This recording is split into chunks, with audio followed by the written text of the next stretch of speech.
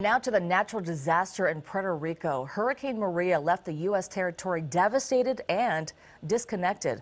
Most of Puerto Rico has no electricity and no running water this evening. And communication is severely limited 5 days after the hurricane struck.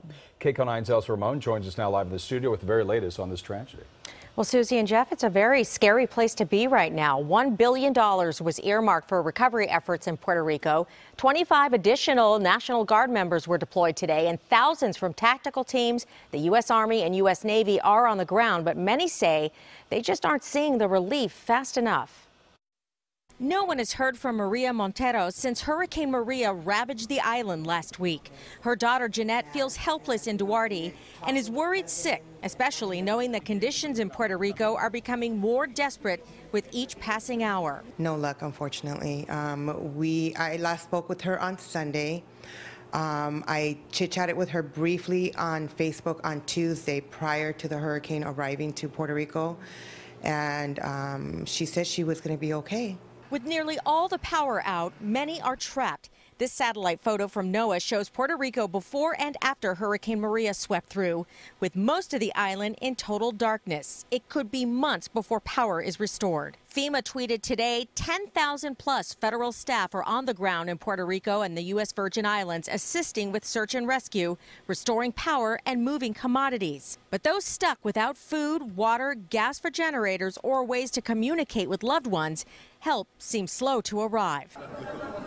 More than 1,000 people slept in the airport overnight waiting for a flight. They had nowhere else to go. There were no cots or water.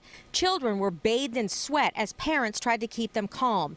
Tonight, President Trump acknowledged the severity of the situation, tweeting, "Texas and Florida are doing great, but Puerto Rico, which was already suffering from a broken infrastructure and massive debt, is in deep trouble. Its old electrical grid, which was in terrible shape, was devastated. Much of the island was destroyed." Tonight, doctors in Puerto Rico say the medical system is deeply damaged and those who need care should leave the island if they can for help.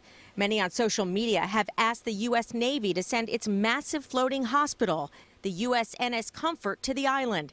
Hillary Clinton pleaded via Twitter for more help, saying President Trump, Secretary Mattis, and DOD should send the Navy, including the USNS Comfort, to Puerto Rico now. These are American citizens. Just today, the governor of Puerto Rico was able to deliver a satellite phone to the mayor of one of the small towns.